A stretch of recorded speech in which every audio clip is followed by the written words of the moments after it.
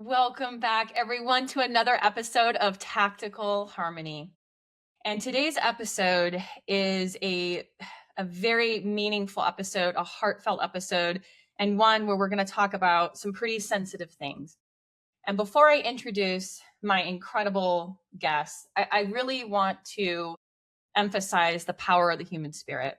And everything that you are going to hear today from these two amazing individuals showcases how powerful, how gritty, how resilient the human spirit is in the face of the unimaginable, in the face of something that certainly no parent, but no individual, no human being would ever want to endure.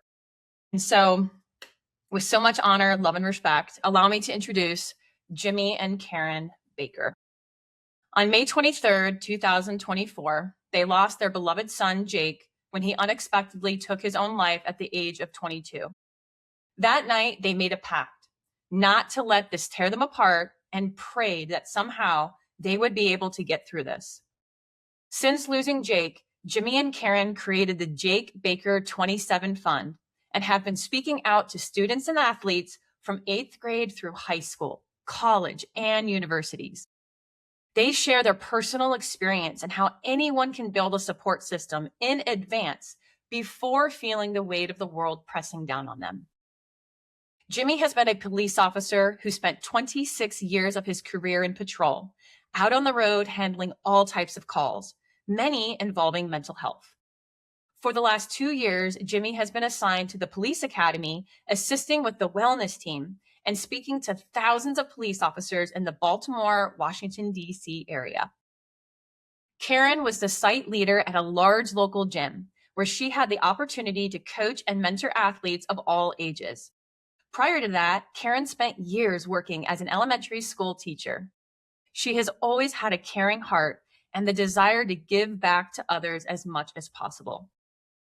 Together, they are on a very personal mission to make a lasting impact with their powerful story. Jimmy and Karen, welcome to the Tactical Harmony Show. Thank you so much for having us. Yeah, thank you. We really appreciate it. Absolutely. And I can think of no better first question to ask you both than take us back to how Jake lived. Not how he left this world, but how did he live? Who was Jake? Jake was an amazing kid. He was not only funny and smart, he was athletic. He was always people would gravitate to him. He was, from the time he was little, he was always just he would create stories and, just capture everybody and make them laugh. And he was just like the kind of kid that got along with everybody and everybody wanted to be his friend. Yeah, he was ever since every father's dream is to have a little boy like Jake. I mean, he just, it was such an adventurous kid. He was very curious and very creative, and he was really athletic and just excelled at everything he did. If you told him he couldn't do it, he would stick his mind to it and just get it done. I mean, he would find a way to do it. He was very, very strong and also just very caring. And on top of that, he was very humble and kind to everybody. He sounds like an incredible person, and I love looking at all the photos and the videos and everything that you share on social media. And he's artistic too, right? I saw a lot of artistic expression come out, and just what an incredible person. Thank you for sharing that. And are you able to walk us through the day that you found out and how the news unraveled? Yeah. So, on that day, everything in our lives was, in our vision and what we were feeling, our work. We had just celebrated our daughter's, she just graduated, with her master's at Clemson and starting her PhD. And we were all together, a couple weeks before. And, so life was perfect. And we went to bed at 9:00.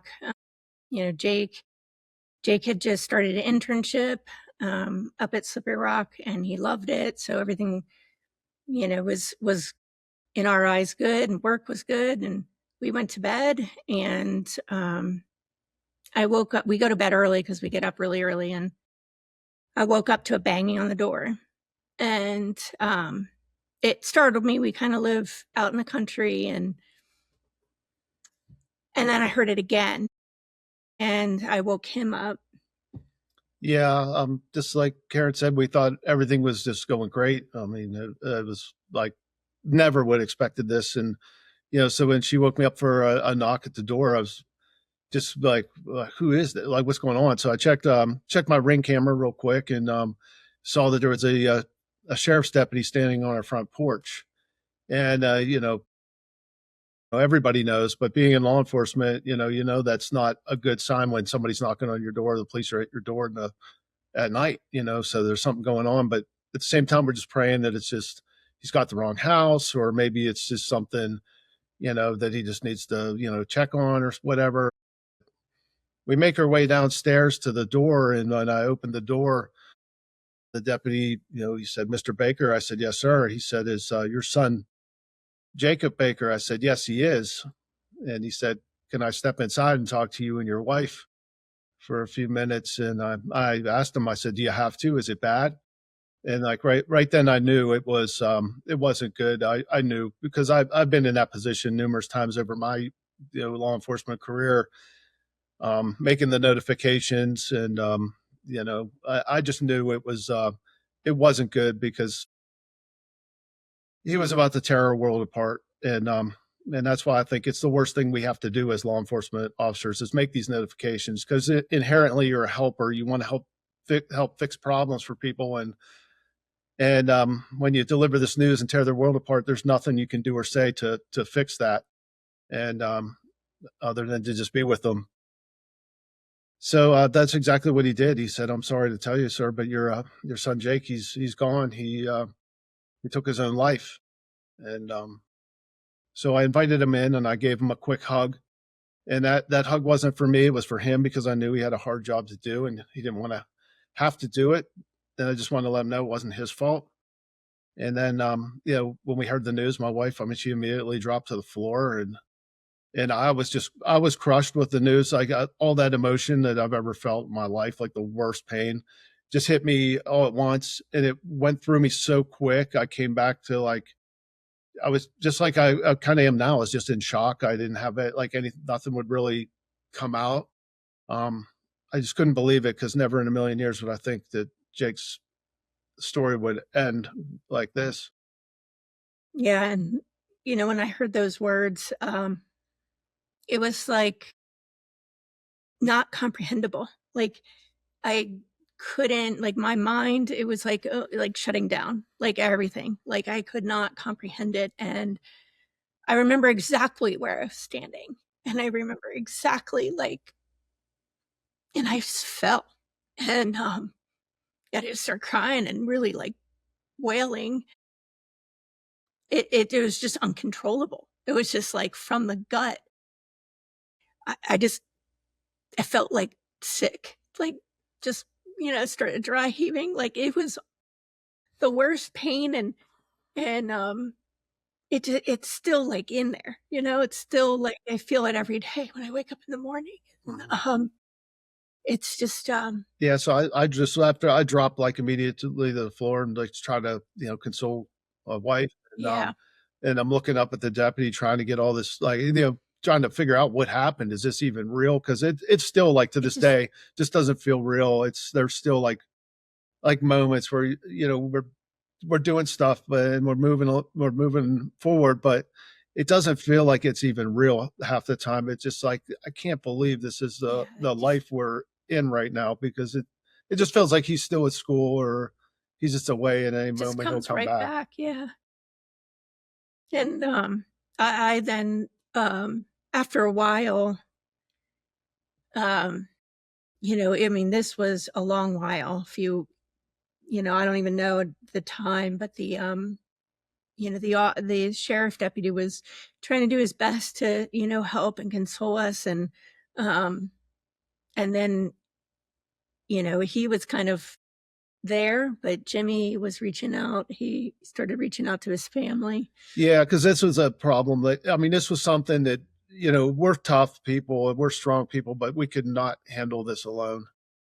We needed support, and we needed it like now. And it was late. I mean, by the time like we settled down and started calling for people, it was probably after 11 o'clock. Um, I reached out to one of my friends who was that I worked with, because I was like, well, who lives close by? Who can I trust? Who can help? And so one of my buddies that I worked with, who knew Jake well, he played college football too, and actually helped Jake with some of his football skills, like as he was growing through the his football career. And but I called him, he didn't answer because we're both scheduled to work day work in the morning, really early, so I had his phone off. Um, so really, the next people I had to call was my family, and that's what we did. We got a hold of them. Yeah, and then I was getting a hold of my family, and so we were, reaching out for support. And then after a while, it was like way too late to call anybody else, and we went up to bed. Um, we just laid in bed. And we were just, it was all of the whys, like, why did this happen? And how did it happen? Just thinking like what we could have done, like what did we miss? What could we have done different? Like all of the things. And Jimmy and I, in that moment, we made a pact. And that's where we made a pact that we weren't going to let this tear us apart, because we knew that there was going to be things that would really try to tear us apart. We were going to lean in and stay together and get through it together. And that's something that we work on and we do every single day. Where did that strength come from in the unimaginable, the darkest moment of your lives? How were you able to draw that strength and make that pact within hours of finding out? I think it was a lot of combination. I mean, we have, um, you know, for myself personally, like the career that I've chosen and the path I've chosen to help people and by trying to give back and running so many calls for mental health and seeing suicide and seeing it tear people apart and and all that, like that was like a fear that just popped into my head like just right away. And so that kind of drove it a little bit, but also I think our faith, just having my wife and I both had or have faith, and but sometimes we put that on a back burner because life just gets too busy, and that we don't really think about it because we don't need to lean on it as hard as we needed to that night.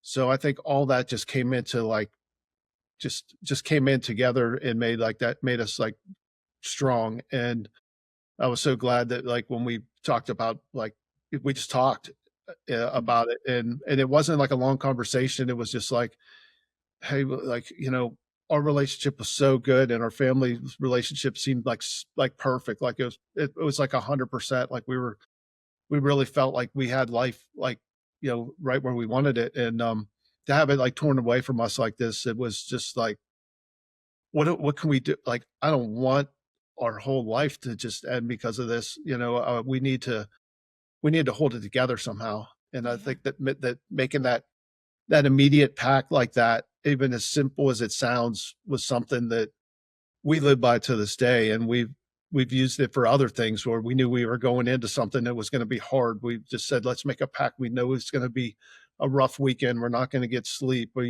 we're doing it for a good cause. And like let's just not complain about not getting any sleep, and let's just do it. And it works. So I think that's a tool that a lot of people can use if they feel they're in a hard situation with somebody. Make that pact so you're not fighting each other. You're working together to get through whatever it is. Yeah, that's beautiful. Yeah, having that pact, and a pact with your partner and a pact with yourself. right? Like if I say that, yeah, I'm going to let this break me, then that's what I'm going to call in. But if I say, no, I'm going to make a pact with myself that I'm unbreakable, I'm unstoppable, I've got this, no matter what comes on my path, I know that this is happening for my greater good, and I'm going to take this and I'm going to do something with it, whatever that is, however big, however small. And as you said, Jimmy, it's simple, but it's profound. And how often do we get into our human brains and our ego and all of our things and our to-do list, and we forget the foundation, the basics, simple words, a simple pact, and then the profound impact of that. And look how it's been carrying you and allowing you, enabling you to do such incredible things in the face of such a tragedy. Wow, it's incredible. So we talked about that first evening and how horrendous. I don't know. There's a strong enough word to explain the emotions and everything that you endured. How did the first few weeks in that first month, like how did you get through that? We, Well, like start maybe with the next morning. yeah, that next morning, the first person that reached out to us was Jake's high school football coach. And we didn't sleep at all. We just got up and he called, and he is an awesome guy. He wanted to let us know the news was traveling, and it really fast in the football community, which it didn't even, like, that wasn't even in our brains. But he also wanted to let us know he was there for us. And that was huge, just what, not asking us questions, or he was just like, I'm here for you guys. Can I pray for you? And that was amazing. And then right after we got off the phone with him, everybody started calling. The the head coach at Slippery Rock, the administrators, the other coaches there, just everybody started calling, and they were all just letting us know they were there for us, and that just meant like everything. We're kind of in a fog. Yeah, it showed like there was support, but at the time it was still like just, I guess you would say, like we were just so like shocked by the, like, I mean, this like literally the worst thing that could, imaginable, the worst fear that we had about, ever like losing a child is, come true, and not only come true, but come true in a way that we never would have expected it to happen. And so having that like support offered was there, but it was, a lot of times we go through stuff, people offer support and we don't really put a lot of thought into it. We're just like, oh, well, thanks, man. That's great. And you would never lean into it. But I think when you open up and you're vulnerable about, like you say, like, I accept that help. I need that support. That's what unlocks that support at a way deeper level than we even know exists. So there's people out there that think they have no support right now. They really do, but it's like a telephone. The conversation goes both ways. Either person can call. So when somebody says, "Here's my number," you have to call it sometimes to get that help, and that's basically how that all came in Yeah, to because play. people were, texting us and coming to the house, and like, we were taking the time to, those first few weeks of replying back to everybody and letting them know, like, it meant a lot to us because it really did. Those little messages just meant a lot. Like it's like, it put things in perspective.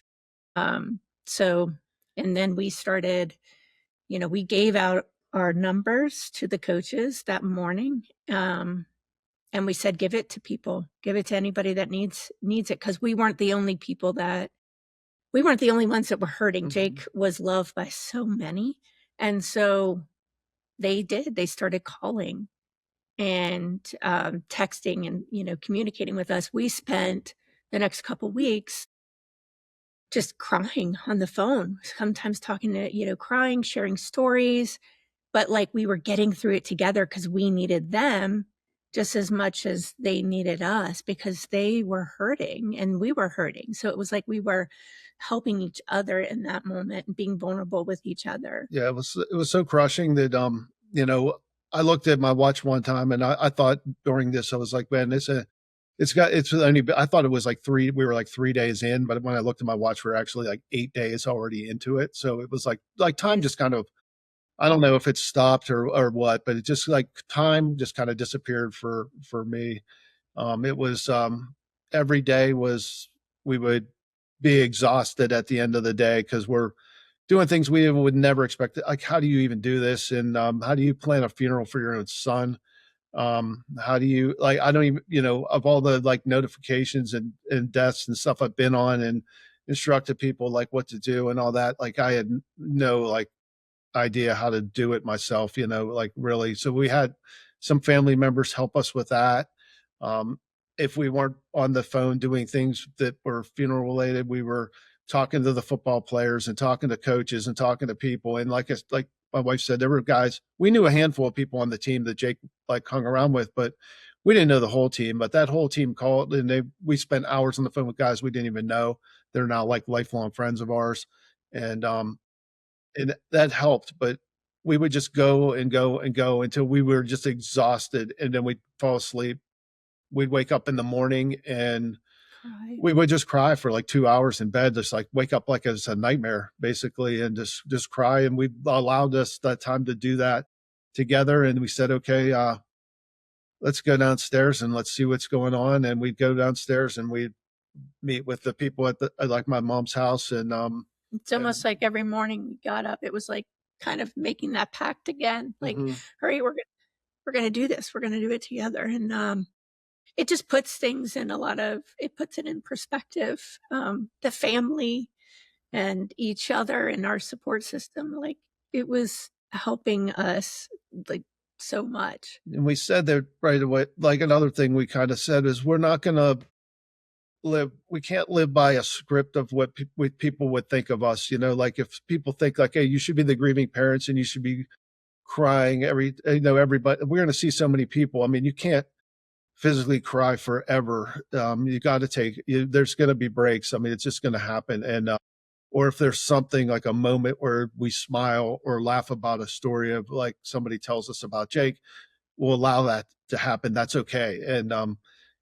So let's not like force anything. Let's just be who we are, and people will understand that. Because I mean, we'd be crying all morning or whatever, and then see people in the afternoon, and you just physically couldn't do it anymore, like more. But you were still feeling the same pain, the same weight, the same crush inside. The the so many things I want to just briefly touch on. And I heard this term recently from Ken Fay. I want to make sure I give him credit for it. He's a Emmy award-winning filmmaker, as it were, and he calls it the heart thread. And I love that because we there's this common denominator. We're all humans. We're doing the best we can. We're trying to figure it out, but there's this heart thread between us, all of us. And in the face of tragedy, in the face of really dark times, hard times, the human heart, I believe, shines the brightest. I mean, not to bring up 9/11, but like when the folks were making those last phone calls, they were messages of love. They were phone calls of love. That's what it was. It was the love. It was like, I love you. I'm thinking of you. You're going to be amazing. Like, I don't know, I'm going to make it out of here. But it was all love. It was that was the heart thread. It was people aren't angry. People are love. And that's what it is. It all comes back to love. And, we grieve and we are in pain because of the love, and the depths of our love or the depths of our grief. We draw that from that same well. And it's so powerful, it's so beautiful, and it hurts like hell. And it's also the most beautiful thing that we can experience in this human suit on schoolroom earth, as we call it. And there's so much goodness that can come in. And in the darkest of times, the unimaginable, the hardest of times, if there's a crack, there's always going to be some crack.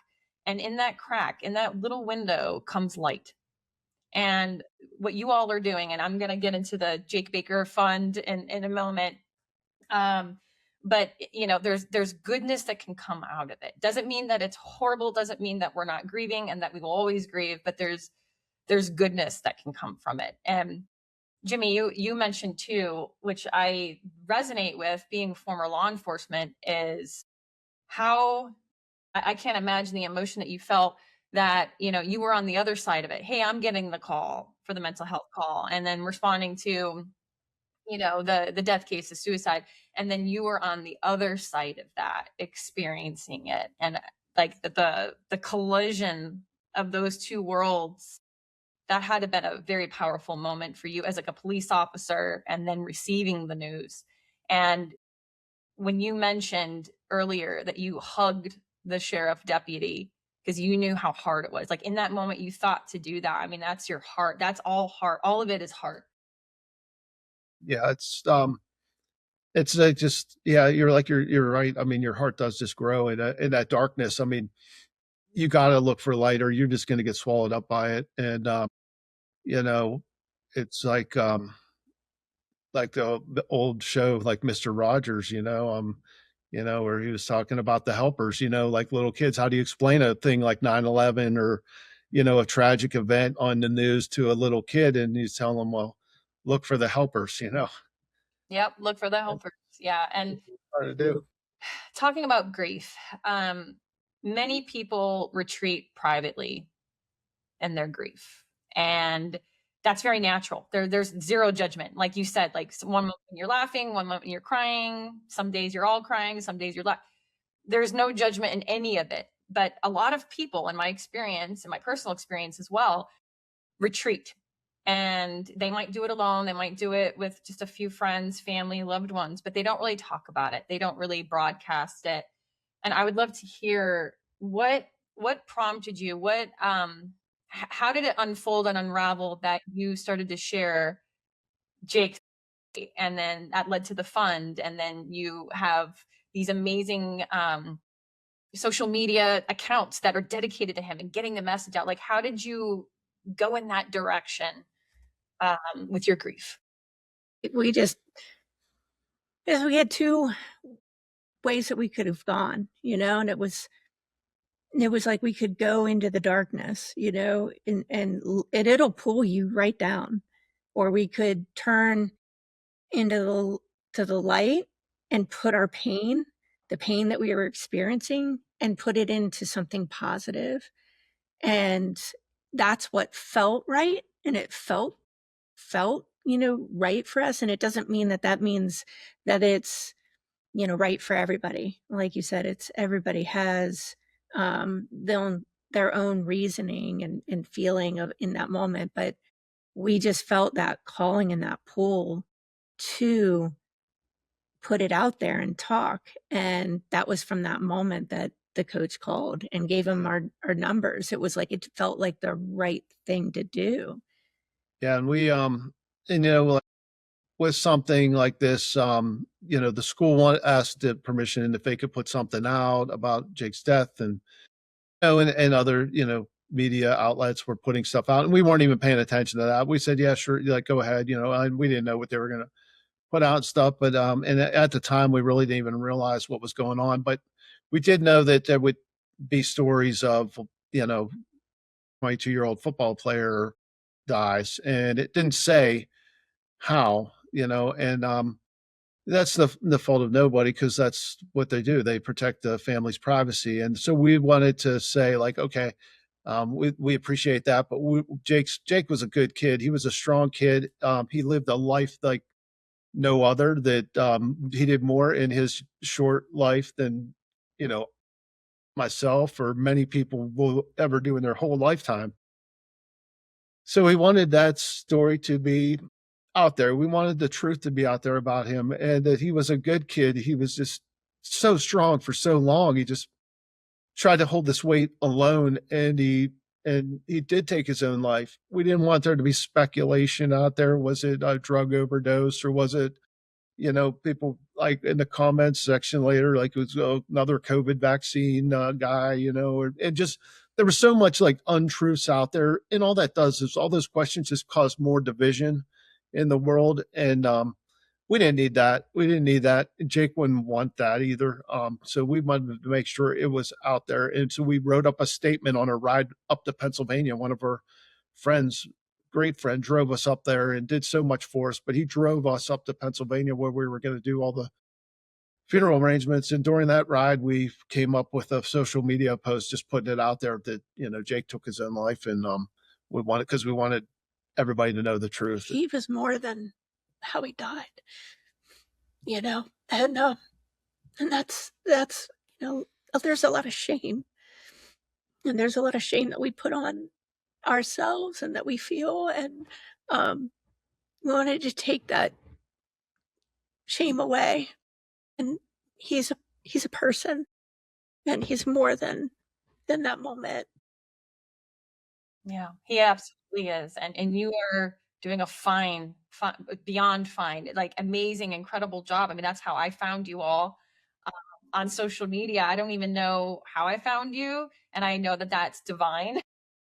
And Yes. I was like, oh my God. And I just started to look at how you were honoring him and his life. And that's how I know his artistic expression and football and all these things. And I'm like, I gotta reach out to them.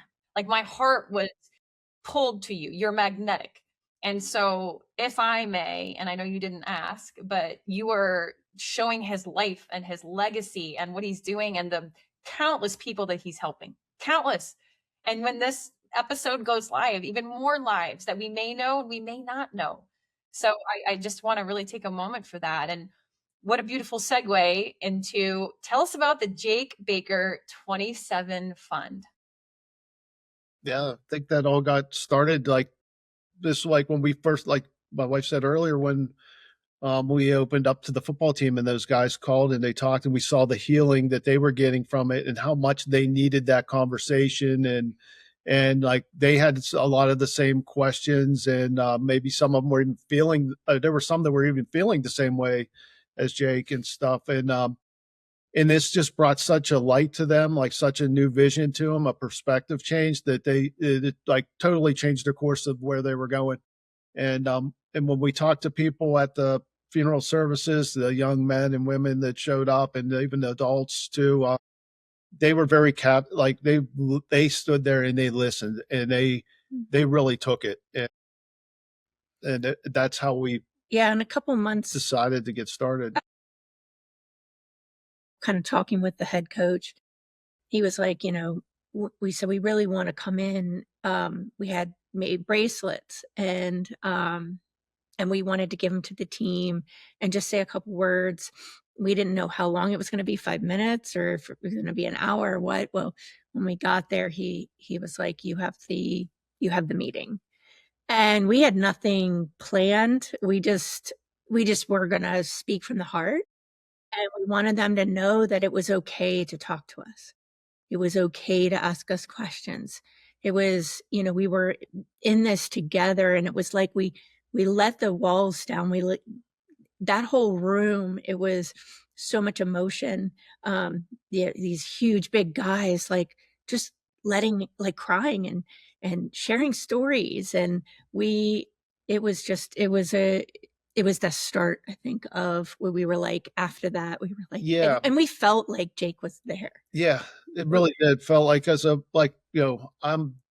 not the type of person. I don't like to talk in front of crowd. I was always like walled up as just in my life, and I was not the kind of person that definitely did not seek attention, or I definitely would not want to stand up in front of a room and put on any kind of presentation type stuff. Talking to those guys that day, and I knew Jake was standing right there with us. I had like zero anxiety. Everything just came out, and we saw such good that we decided, like, well, basically the goal was to get my wife to get Karen back to work, and then I had a job lined up for me. Because the guys at work, I was just gonna like retire because I had enough time on. I was just gonna go, and we were gonna go and say like, hey, let's keep doing this. Let's keep talking to these groups of football guys and just let them know that like these other teams have the same issues, so they'll have the same. They're all the same. They're just wearing different jerseys. We just need to give this message to everybody, and the guys at work found out about that's what I was going to do, and they said, well, hey, why don't you give that talk to us too, because we go through so much out here and we hold it all in, and there's really not a lot of mental health stuff. I mean, it's starting to come around, but it's not really there yet. And I said, sure, if we can make it happen, let's do it. And I got paired up with a couple guys at the police academy who were already just recently started improving our mental health system and stuff, and they gave me the opportunity to put a block together, like just a 45-minute talk to the officers during the annual training to come through our academy, which is probably close to somewhere between 2 and 3,000 officers come through our academy for their training. And it's gonna be like 50 or 60 classes that I'd have to do, sometimes 2 or 3 times a week. And so I put it together, and it was just all from the heart and from my experience. I just opened up. I let the walls down, and I didn't know what to expect from it. I didn't know what was going to happen when I first did it. But everybody was blown away with it I think by the honesty and by the openness and by like the pure like love, like you said, the heart thread, the love that I had nothing left but that love to give. I had all that love for Jake that I couldn't give to him anymore, so I just gave it to everybody in the room. And I think and that's where it just really took off. And then I came to see his talk, and it was emotional. It felt right. And I, just was seeing all the love and support that they had for each other. And soon after that was, we just kept making, it's like we were kind of, it was transitioning, and it got to that point where I then left my job to focus on this full time. But before that happened, Jimmy and I, were kind of, how do we make it a talk that we can do for these kids? And so we took that talk and kind of developed a talk that we do together. And then I left my job to do it full time, devote to it. And now we've talked to over, like, I don't know, over 18 or so schools, universities, so far. And then that doesn't even, count all of the groups that he has spoken with. And we just kind of, Then just continuing to grow because the yeah, word gets out. I mean, when I like, people usually don't look forward to coming to their annual in-service training because it's a mandatory thing, and you just get the mandatory normal stuff. The guys in the wellness team, though, that now they've had some really good blocks, and people are looking forward to them. But to see the people come out of my block and the reviews I got, and the guys. I mean, I know a lot of those men and women, and they're strong, they're tough people. They're like really strong because you're strong, and the job's always been hard, but it's never been harder. And the longer you do it, it just hardens you so much. And to see the walls come down from some of them dudes that you would never expect to see a tear come from their eye, and you don't see that. Like, you see it maybe at police funerals or something, but to see it on the scale of like every class, like just people coming up and giving hugs and talking, and then them talking about it at lunch, and then people coming up to me and saying like, "Hey, I can't wait to come to the in-service and see your block. I heard it's like really good." And people talking about like, "Hey, they're talking about this." And so that was the goal. People are talking outside of just the classroom. They're talking in their their personal lives, and they're following us on the social media too for their own families, not just for their law enforcement families, but for their because they have kids or they have families, and it just put it all in perspective. So it was just amazing. The beautiful ripple effect and the impact that we have on others, that sometimes it's seen and many times it's unseen. And you can absolutely tell when someone is speaking from the heart and it's raw and it's from the soul and their spirit versus robotic or going through a checklist. You can tell the difference. Like, it's an energy, and it really is an energy exchange from the people on stage, the people delivering this very important message to the people that are receiving it. So my next question for you is, we talk about building a support system and having it there before you need it, which is so important. So what does that look like in practice for a teenager or a young adult? Like, how do they get that going in their life? Like, what does that look like in practice? yeah. So we give our perspective of like in the worst thing that could have ever happened to us. I mean, there isn't anything worse. Uh, how we got through it, and so that they, yeah, people that are listening to us can put themselves in that position to say, anything I'm going through. And the first thing when we looked at that, how do we build that support system? It started with the pact. It started years ago when we got married, and we had a person, we have each other, and we have, tell them, it's important that you have somebody that cares about you in your life, and that won't tell you just what you want to hear, but what you need to hear, and somebody that has some life experience. Because if it's, you know somebody that can say, I've, giving that perspective is invaluable, but they can build that now.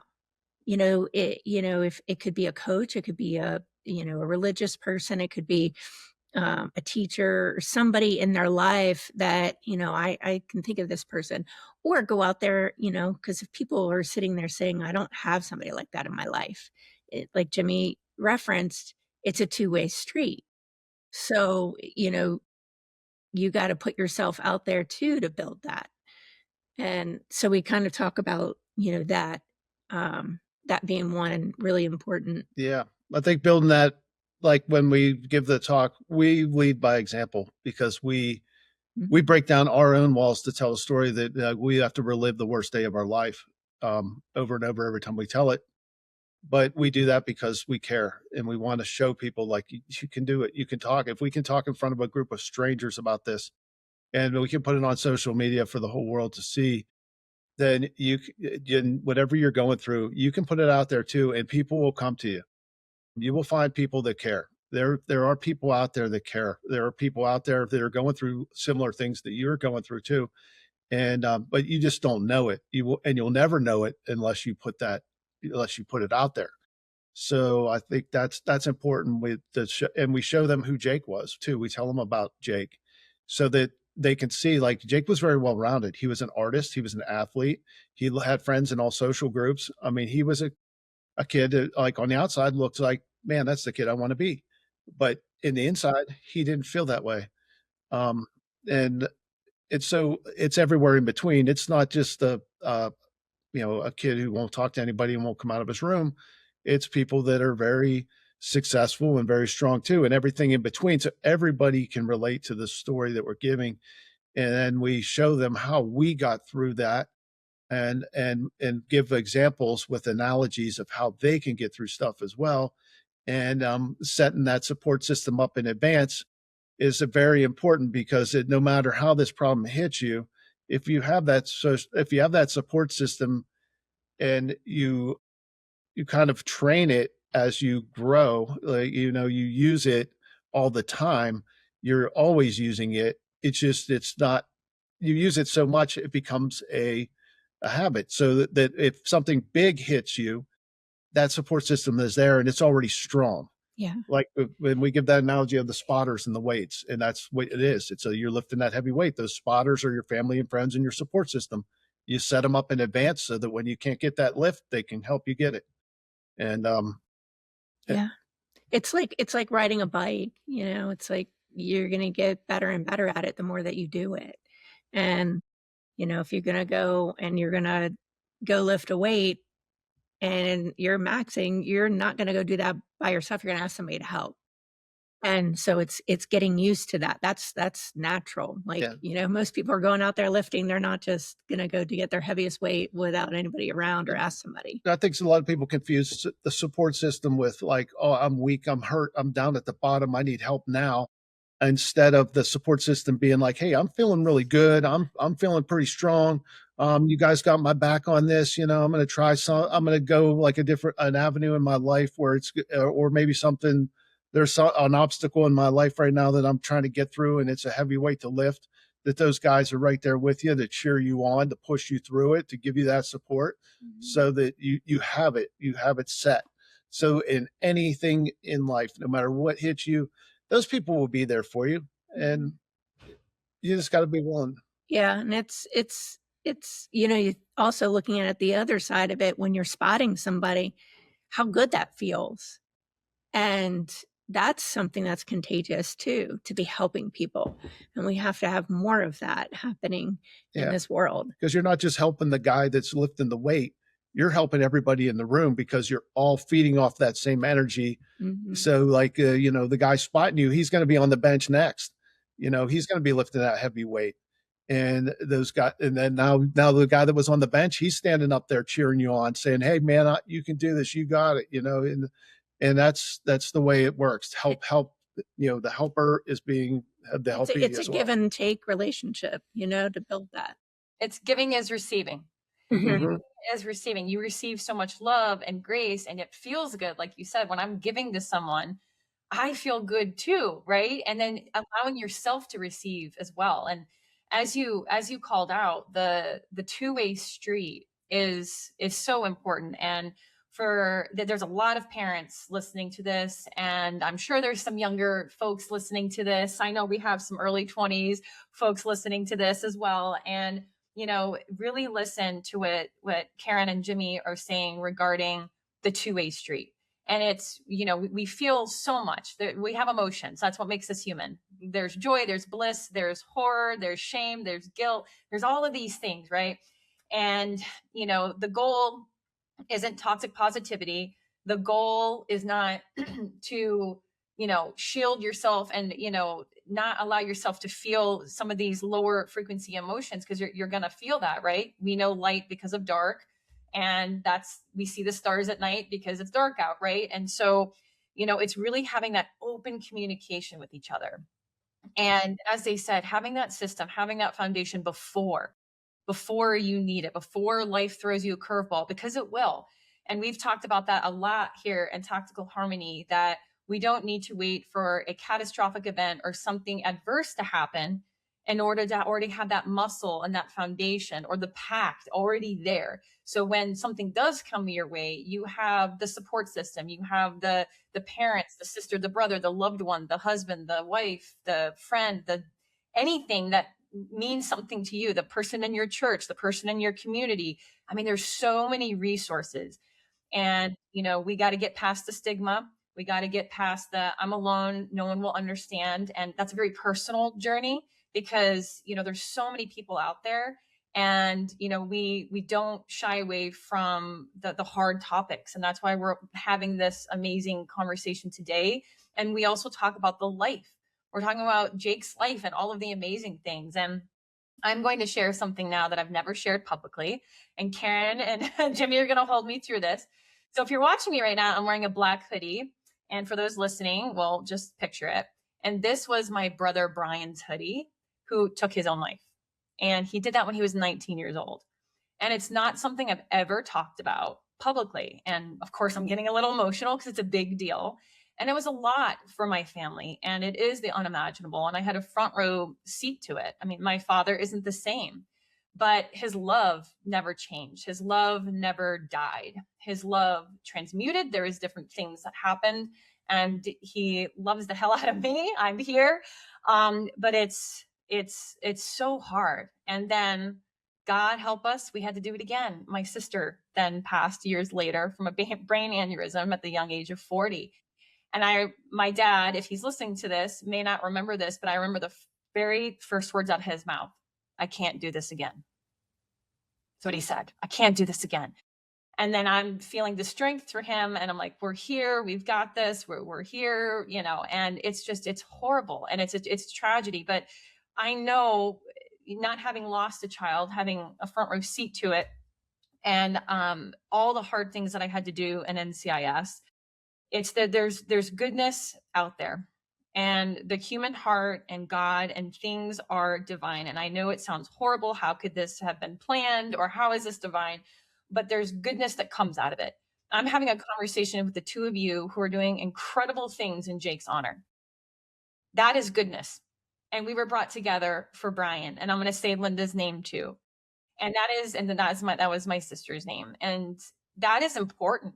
That is important. And that is goodness. That is light. And parents that are having a kid maybe struggle right now, or if someone an adult, I don't care what age you are, maybe you're struggling a little bit. This message is for you. Listen to what Karen and Jimmy are saying, and the strength of the human heart and the resilience. And there's people out there, and we are all here for you. You are not alone. You are seen. We are here for you. You can get through this. And those are powerful, powerful things. So thank you, Karen and Jimmy, for giving me the strength to be able to say that and to really honor Brian through our conversation. Thank you for being vulnerable and sharing that. That's really impactful. Whew, I did it. I got through it. Okay. Well, we're coming up at the end of our conversation, and gosh, I have so many more questions. But let me ask you this question: have you been able to do things for yourselves to receive any joy over the last couple of years? I mean, I know that you're on this mission and you're doing so much goodness, and I know that you're receiving others' love. Have you been able to experience joy and do things for yourselves? We've done some things. I think it's just on our mind 24/7. I mean, it's very hard to you can't turn this off at all. I think you can just turn it down a little bit every once in a while. But we've had some times where we had the opportunity to go, uh, to just stay at an Airbnb that was like in a nice area for a week or a few days anyway, and we went out hiking and just kind of enjoying nature and just sitting there. And we went out to Utah to speak to them. We planned a couple extra days in there just because we'd never been there before, and just to go out and like just walk and just being outside and being in nature and just being able to Yeah, take that time to reflect, I think is what we do. As far as like Jimmy said, it's always there. I had heard this analogy, and I feel like it's spot on. It's like if you have a rock and it's your favorite, and you put it in your pocket and you always carry it with you. Sometimes you hold that in your hand, and that's like our pain with Jake and the emotion, and sometimes it's like right there, but sometimes I put it in my pocket and it's still there. It's just I don't remember until I put my hand in the pocket, and it will bring you right back into that feeling and those emotions. So it doesn't go away, but we try our best to, do things that, bring us joy, but we never forget about yeah, Jake. and we do some things to remember Jake, but also to just have that break for a minute. And it's really hard to do, especially as you're trying to grow something, trying to push a movement to help other people. Because I mean, it's very hard to say no. And like every message we get, we want to answer every like email.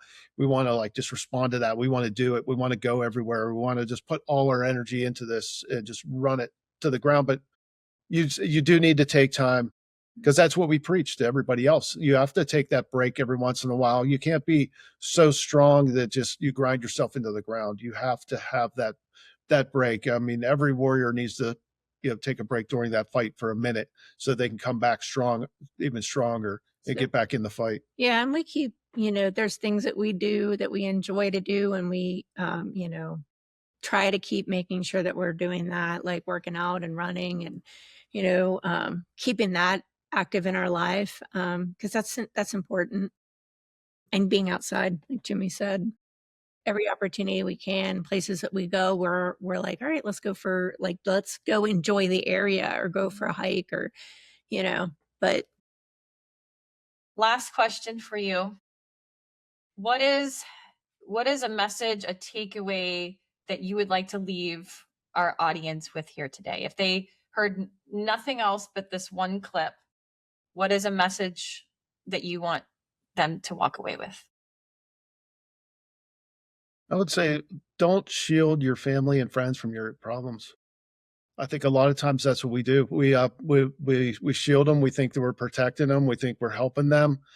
Um, and those problems can really eat us up. Those problems are going to get so heavy that you're going to have to turn and face it with both hands and fight with all your might to hold those problems back from your family and your friends. And what you're really doing is you're just turning your back on your family and friends, and you don't mean to, but you're doing that. And then you just, life doesn't stop. It's like a wedge. It just drives you guys apart, and you end up in a pit and you're fighting alone. And, you don't have to do that. Your family and friends are there, but they don't know what's going on with you, because if you don't let them into your life, they won't even know you're struggling. So if you find yourself going that direction, turn around, get back to your family and your friends and let them into that, because the people we think of, the people we love the most, we would 100% do that for them. So just allow them the opportunity to do it for you too. Beautifully, beautifully said. And Jimmy, Karen, before we part ways today, where can people find you to learn more about your talks, to learn more about Jake and the fun? Like, where can we direct people to go find you? So our website is jakebaker27.org, and we have links on there to all of our social media. We have links to our donation. If somebody feels in their heart to give, that's awesome. That helps us to be able to go to schools and we give things to the athletes that we go speak with. But also it's the power of one person being, share that out, like share what we do with, somebody that might be, or a school that might be in that position that want to have us come in and talk. But we're on Instagram, Jake Baker 27. We're on Facebook. We're on TikTok, all the things. Wonderful. Well, I will ensure that we have all of those links in the show notes below, so they can just click and go straight to you. Jimmy, Karen, thank you from my heart to yours for everything that you are doing. And I see you, I appreciate you. And I am so honored to dedicate this episode to Jake and to Brian. Thank you. Thank you. Thank you. And if no one's told you today, we love you, and we're very proud of you. Yeah, we're very proud of you. And we believe in you.